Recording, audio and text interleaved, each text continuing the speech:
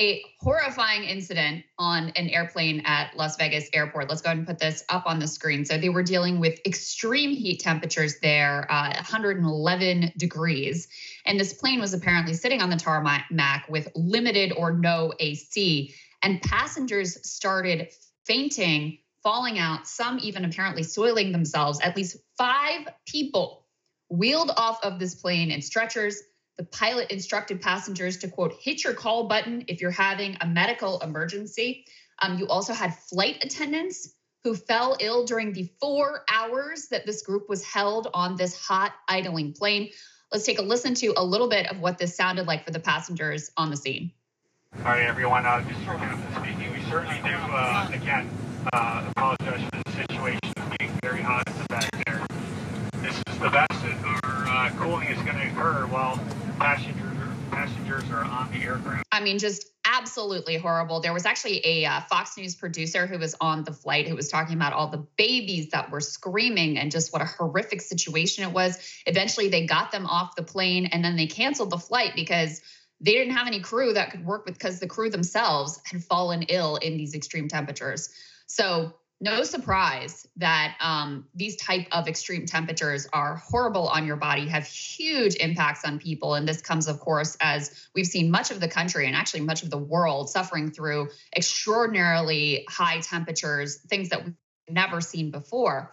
But there's new research that says it's not just our bodies that suffer with extreme temperatures. It actually really impacts our minds. Let's put this up on the screen from Heat Map. The headline here is "Your Mind Might Be Overheating."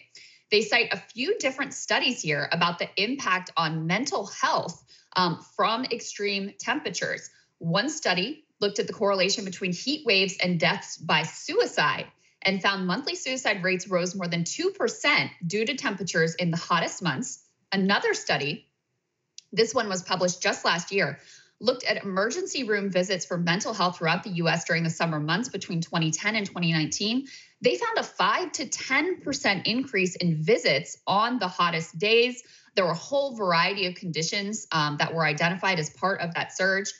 They said the study didn't assess causes, but the authors did hypothesize one factor could be disruptions to sleep due to heat. That was something Sagar and I were actually just discussing, the importance of sleep. They cite another paper which found an association between higher nighttime temperatures and self-reported nights of insufficient sleep. Heat can also trigger physiological responses that exacerbate mental health conditions, like the release of stress hormones that send your body into fight or flight mode.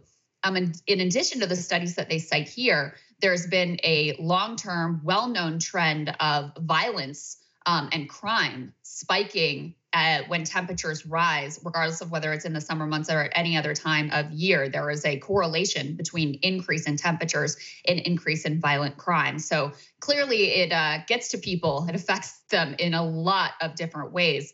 You know, it's interesting to me in that study as well. They talked to one therapist. They were asking, does this show up? And when you're talking to clients, when you're talking to patients, do they talk about the heat in terms of how it impacts them? And they said, well, the people who we mostly are able to see, these are people who are well off enough to be paying for this type of therapy. So they have the luxury of having air conditioning, et cetera. Some of them talk about how the extreme temperatures keep them from being able to work out outside and that that's really key to their mental health. But what they pointed to is angst about climate change impacting people and impacting their mental health.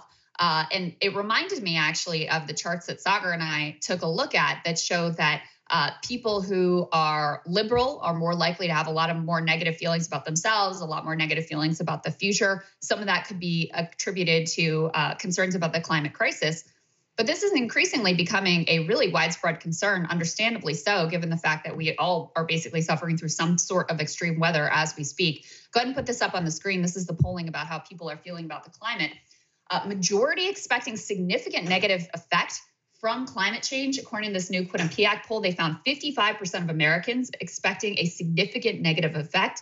2/3 of respondents saying they are concerned about climate change, including 42% saying they are very concerned, 25% saying they are somewhat concerned. So clearly this is hanging over a lot of people. But just to wrap things up here, I guess what I would say is, it's very clear the way that these temperatures impact people directly. The people who are most impacted are, homeless people, people who work outside for a living and are putting their bodies through unbelievable stress in these extreme temperatures.